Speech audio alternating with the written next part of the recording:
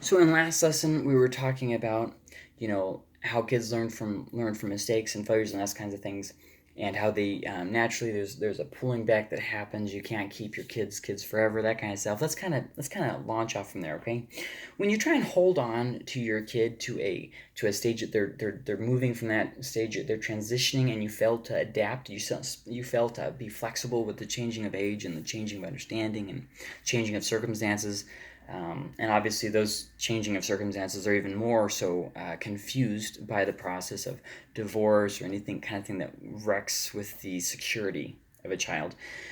Whenever you try to hold on, it causes a lot of confusion for the child, and it makes it where they can't mature healthy, healthy, where they can't mature healthy. There's this natural kind of transition that you're not trying to hold on or shove them off. You're trying to help them grow at their speed and be there as they do.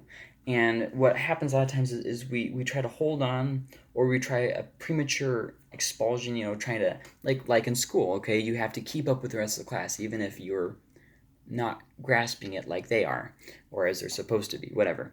Um, so this oftentimes causes two extremes to happen. The first is that they rebel against you. The second is that they submit to you. Neither of these are good solutions, and I'll tell you why. If you are aware of authority and stuff, you're probably like, it sounds like a good idea to have them submit to you. Well, it sounds like a good idea, but that's not the kind of submission I'm talking about. When I say submission, I'm talking about where you crush their spirits, you crush their passions, you cause them to be run by other people, and they never actually reach their potential because rather than reaching out for the stars, they decided that it wasn't worth the fight. And then the other extreme would be rebelling against you. No, I will. And so what happens then is we force them into a situation where they have to get away from us because we try and over dominate them, make all their decisions for them. So they have to just get out, so that they and so what happens now is now you've given them baggage. Now, instead of being their biggest supporter, you're their biggest hindrance. Now you've made them leave with a bad attitude rather than encouraging them on. So this is something that a lot of parents typically do. Like the two big styles of parenting: the permissive parents, where they get away with whatever and it doesn't really seem to matter.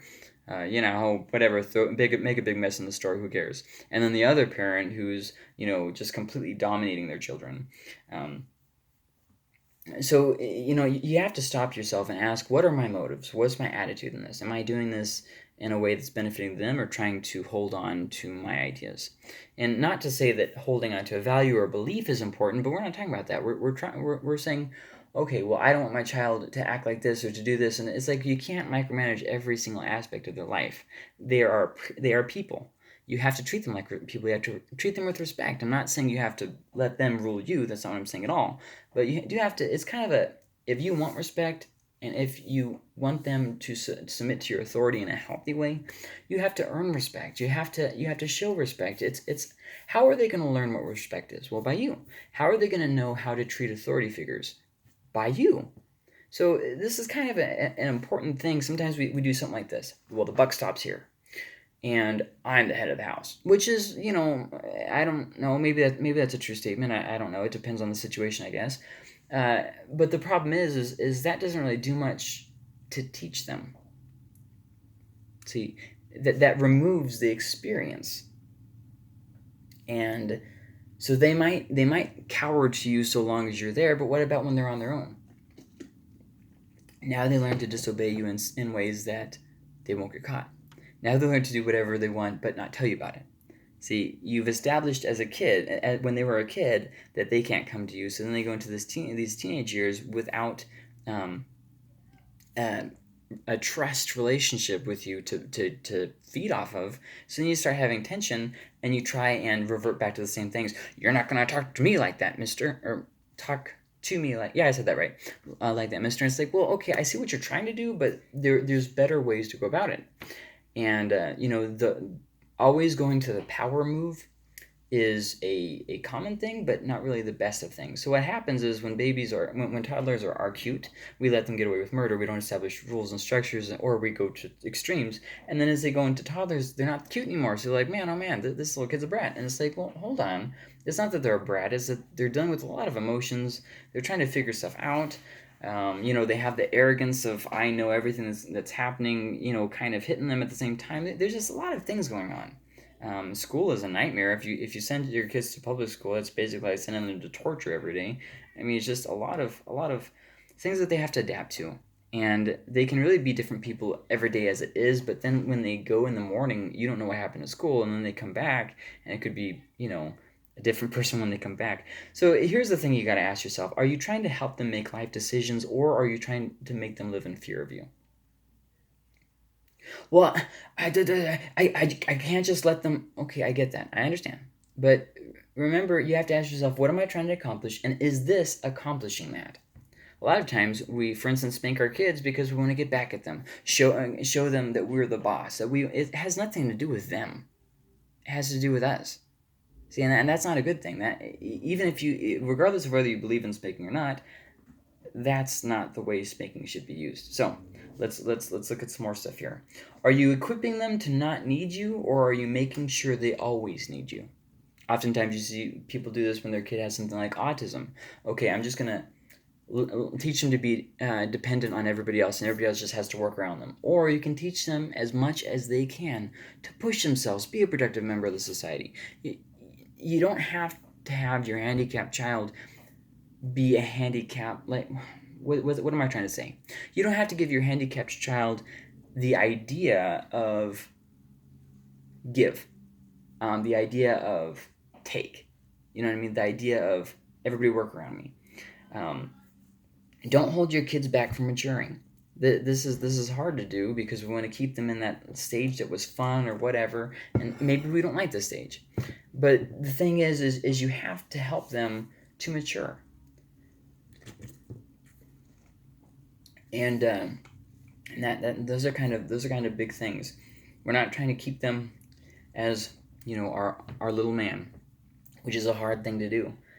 Especially if you have a good relationship with your kids, and as they get older, it's hard to adapt. But parenting is a lot about making those hard choices. Um, Only give freedom to the extent that they earn it. I've mentioned this many times, but you can't, for instance, give a phone if they haven't earned that. And then if you do give them internet access, you can't give them um, unfiltered, unguarded internet access. That's a huge responsibility. There's all kinds of stuff out there, just trashy stuff. You can't give them unrestricted Netflix access. You should have codes on your stuff. You can't give them unrestricted Home Alone access. There's just a bunch of things. It's just too much responsibility, and your child can't handle all this. You have to walk them through it in stages. Give them little morsels and help them move slowly through the next steps. And this is something that starts in their toddler years. Don't wait until they're 7 or 8 to start working with them on freedoms. Start when they're younger.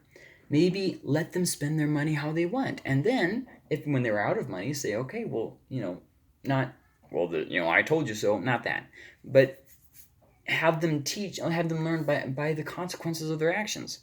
Okay, now you can do that, but if you do that, then you won't have money for this. If you do that, then see what I mean? And obviously there comes a point where it's like, well, yeah, but what about saving for college? Well, first off, you might want to consider college might not be the best option. It really depends on what your child wants to do. A lot of times we try and make a future for our kids. Teach them to make a future for themselves. Teach them to work hard.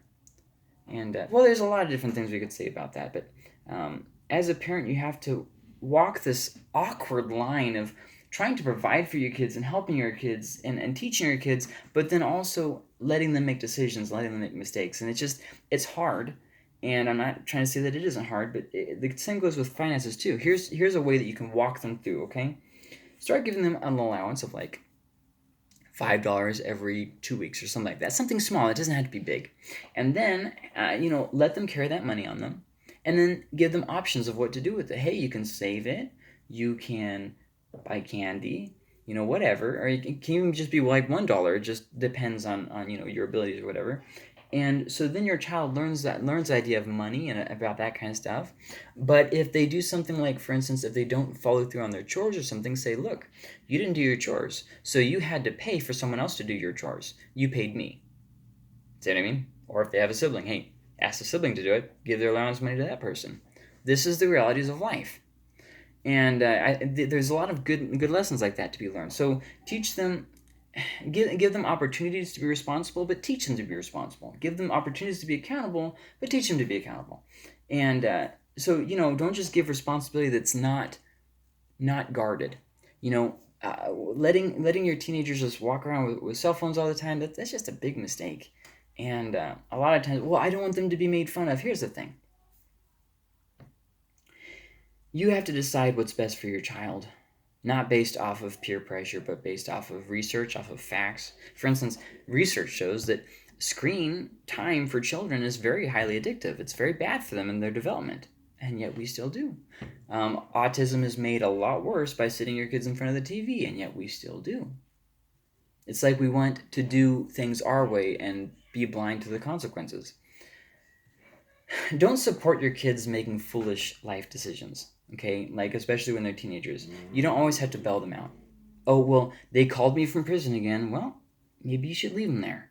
Well, if you really love your kids, you'll teach them that their actions have consequences, that their words have consequences, that you won't always, or someone else won't always be there to bail them out.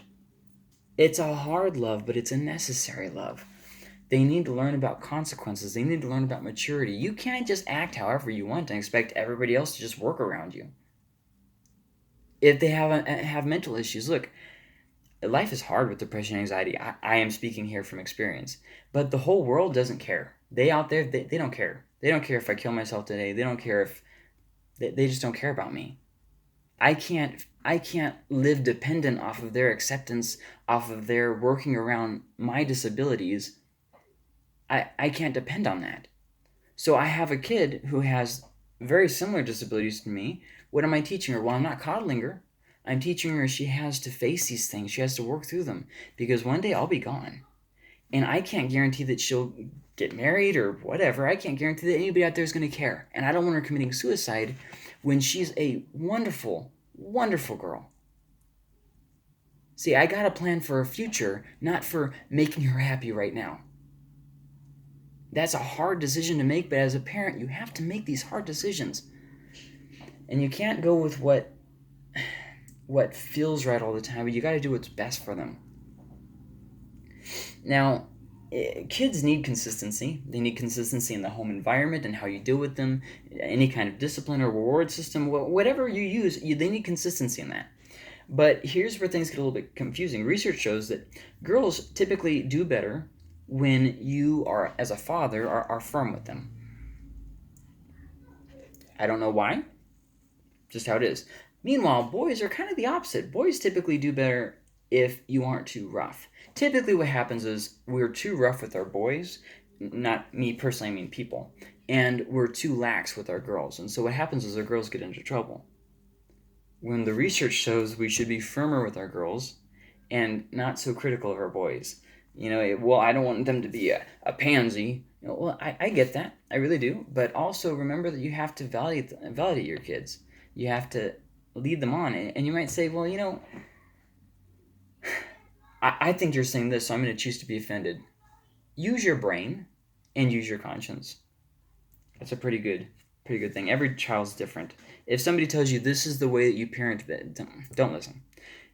Do a lot of research, read books, figure stuff out, have experience with this kind of stuff, but ultimately remember that every child is different. When you're done with your kids, don't expect perfection from them. They're gonna mess up. Well, I told you to clean up your clothes. I told you not to make a mess. I told you to clean up.